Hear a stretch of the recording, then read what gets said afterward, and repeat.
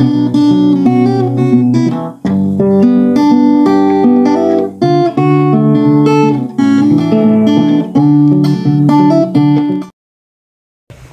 à tous et bienvenue dans cette nouvelle vidéo. Aujourd'hui vous allez m'accompagner pour du bricolage dans la chèvrerie. Donc je suis actuellement dans la chèvrerie, je pense y passer un bon moment. Puisque en ce début d'année, il faut absolument que je construise des box de naissance pour les chevreaux qui vont naître au mois de mars-avril. J'en ai déjà actuellement dans la chèvrerie, j'en ai 2. Parce que jusqu'à maintenant j'avais mis que 3 femelles à la repro chaque année. Mais cette année j'ai mis 5 femelles en repro, donc il se pourrait qu'il y ait plus de bébés et du coup il faut anticiper un petit peu l'arrivée de ces bébés. Alors à quoi servent les box de naissance? En fait, quand une femelle met bas, généralement d'elle-même elle s'isole soit quelque part dans le pré. C'est arrivé une fois qu'elle mette bas à l'extérieur jusqu'à maintenant. Mais généralement ici, ce qui se passe, c'est qu'elle se met dans le coin que nous avons appelé nursery, comme quoi on a bien fait les choses, parce que c'est un endroit un petit peu renfermé où je pense elles s'y sentent bien et où elles sont tranquilles par rapport au groupe. Donc généralement elles mettent bas dans cet endroit là, ce qui est parfait. Et quand elles mettent bas, donc nous on essaye d'être présent à chaque fois. Si on n'est pas présent dans la minute, on est là dans les heures qui suivent. Et donc je mets la maman et le petit dans un box, donc dans un petit carré de je sais pas combien ça fait, 2 mètres carrés peut-être. C'est vraiment assez petit. C'est l'histoire de 3-4 premiers jours de vie du bébé, mais c'est pour être sûr que déjà il soit placé sous lampe chauffante pour qu'il n'ait pas froid, puisque des fois en mars il fait quand même un petit peu frais, puis de toute façon un petit bébé ça a besoin de chaleur.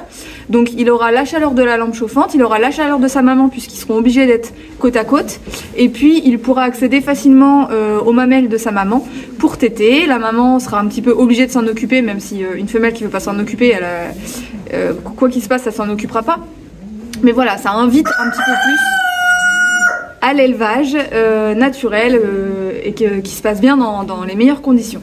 Donc je vous montre actuellement les 2 box que j'ai et puis du coup où est-ce que je veux ajouter les nouveaux. Je pense en faire 2 de plus. Vous allez voir, ma chèvrerie elle est quasiment uniquement en palette. Elle est en palette et donc bien sûr les box sont en palette également. Aujourd'hui est un jour froid, donc les chèvres, froid et brumeux, donc les chèvres ont préféré rester à l'intérieur de la chèvrerie à manger du foin. Donc comme je vous disais, bon, on va être accompagné par les coqs un bon bout de temps je crois. Comme je vous disais, la chèvrerie est en palette, donc là ça c'était une grande palette qu'on a récupérée. Ça c'est une palette qui est mise debout. Ensuite, 2 autres très grandes palettes.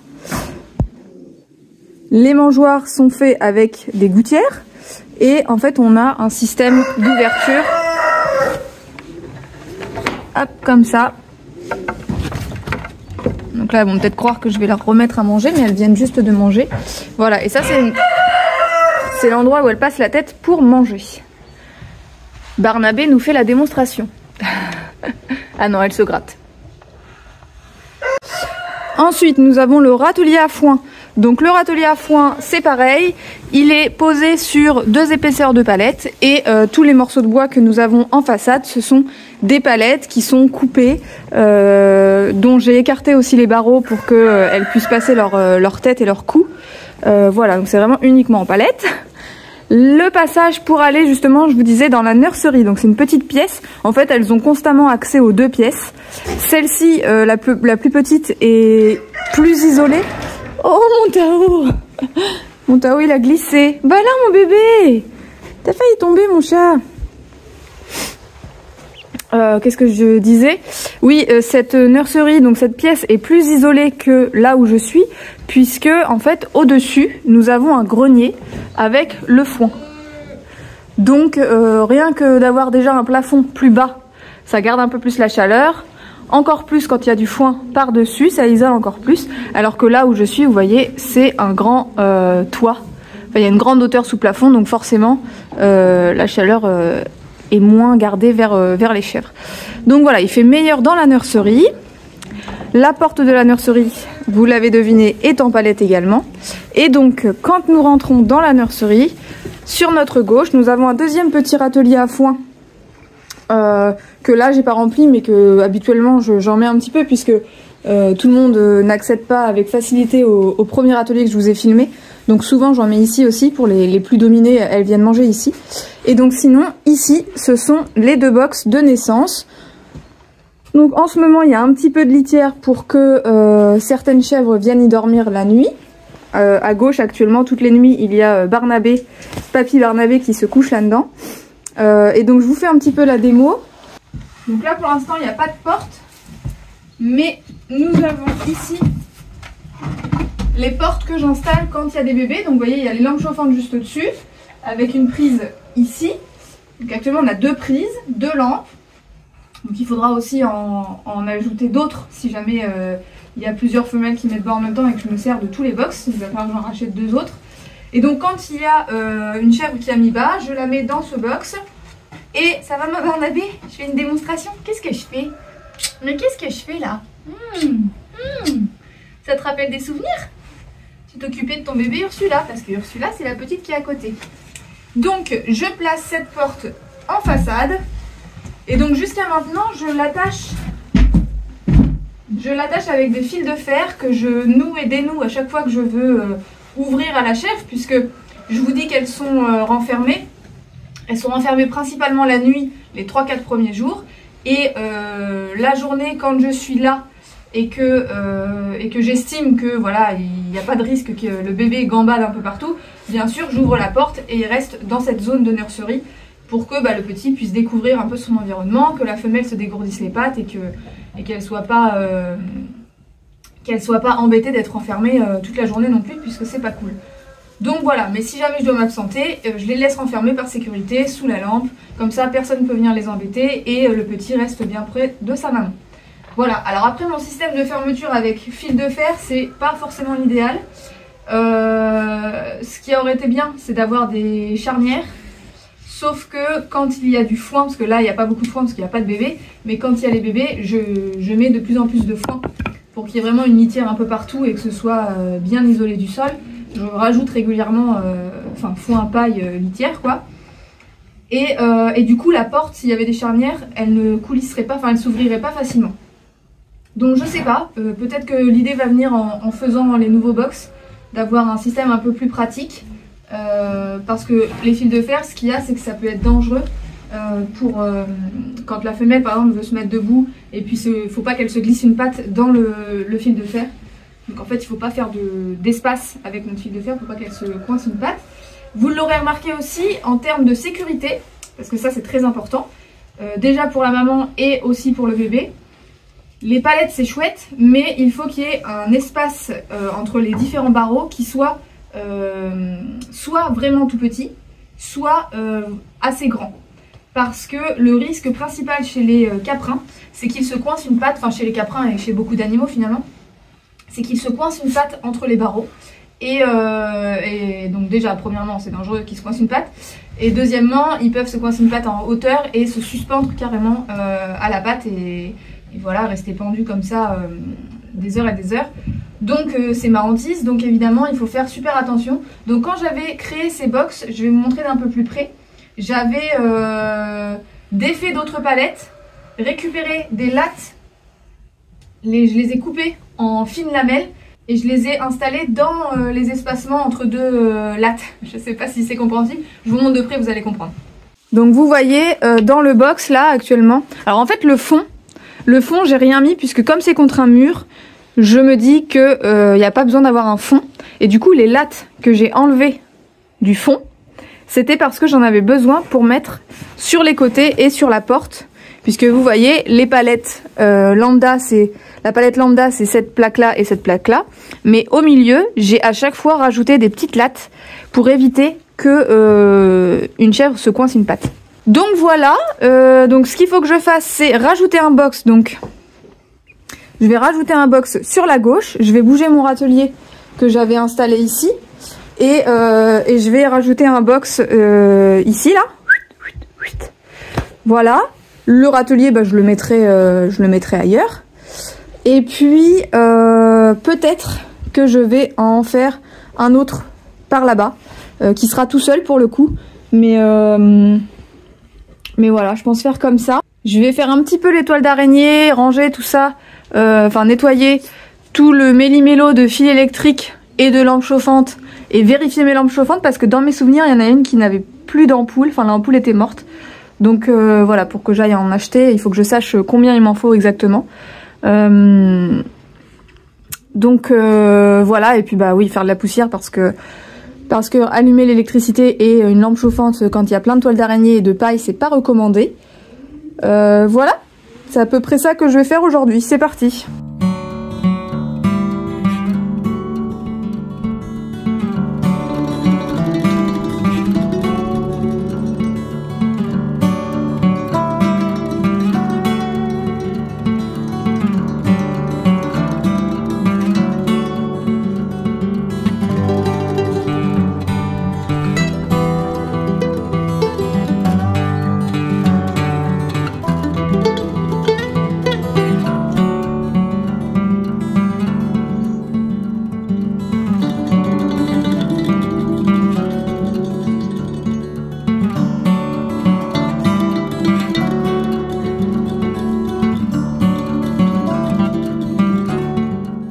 Alors je vous reprends, j'ai pas mal avancé, j'ai pas filmé à chaque, enfin tout le long parce que ça allait me prendre un temps fou et une place folle sur mon téléphone.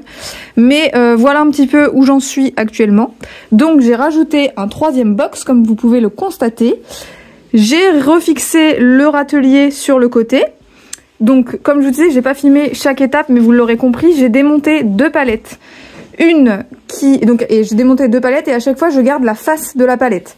Donc une première face qui m'a servi pour faire le côté et une deuxième face qui me servira pour faire une porte. Du coup, je vous dis que j'ai gardé les faces, donc le dos de chaque palette, ça m'a fait un stock de planches. Donc à chaque fois il y a 3 planches. Donc j'en ai conservé 2 que j'ai mis dans le fond de ce box là. Donc j'ai fixé en bas et en haut avec des petites équerres comme ceci pour être à l'angle droit et pour que ça maintienne un petit peu la structure. La porte là devant, elle n'est pas fixée. Et je viens justement de décider comment j'allais faire la façade pour améliorer en même temps mon système de porte. Donc je vous montre ça. Donc en fait avec les planches qui me restent, j'ai décidé d'en fixer une en bas pour aussi stabiliser la structure, donc pareil avec un système de petite équerre, et ça va aussi garder la litière bien à l'intérieur et du coup je pourrai garder propre devant. Et je vais faire la même chose, donc il me reste une planche, qu'est-ce que j'en ai fait? Je vais faire la même chose du coup en hauteur, mais cette fois-ci je vais pas mettre tout en haut comme pour le fond, je vais mettre à hauteur de la porte. Je vous explique, donc je regarde un petit peu ma hauteur de porte, voilà c'est à peu près là. Là, c'est juste pour vous montrer. Voilà, je vais fixer une planche comme ceci, qui restera tout le temps comme ça. Les chèvres, elles peuvent vagabonder comme elles veulent. Et quand je voudrais fermer la porte, puisque les portes, je les mets vraiment que quand il y a les petits, sinon je laisse tout le temps ouvert, eh bien, je pourrais positionner ma porte en façade comme ça et attacher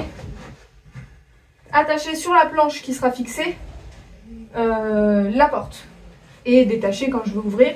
Mais au moins ça me fera des nœuds qui seront bien serrés et il n'y aura pas moyen de glisser une patte dans un bout de fil qui ferait le tour des poteaux comme c'était avant. Et du coup ce système là je vais le faire pour ce box aussi, mais aussi pour les 2 autres, comme ça ils seront tous alignés sur le même modèle.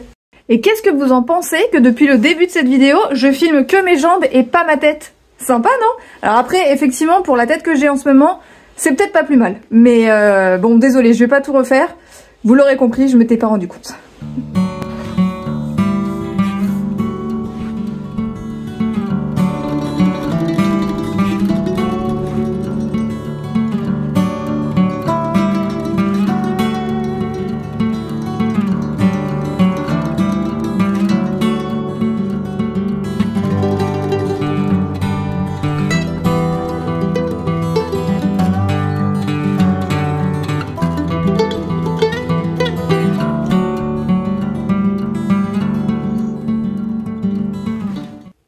Eh bien écoutez, je pense en avoir terminé avec cette histoire de box. Alors finalement j'en ai pas fait 2 de plus, j'en ai fait qu'un.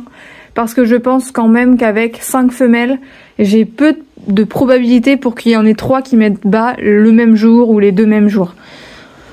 Voilà, si c'est le cas, eh bien on se débrouillera. De toute façon, cette pièce-là est renfermable, donc il peut y avoir 3 femelles qui maternent, plus une en plus dans le reste de la pièce. Bref, on verra bien. J'ai pas encore remis du foin ni paillé les box, mais je voulais du coup vous montrer où est-ce que je m'en étais arrêtée. Donc je vous disais que j'allais mettre une planche en haut et en bas devant chaque porte. C'est ce que j'ai fait sur le premier box, donc celui que j'ai fait aujourd'hui.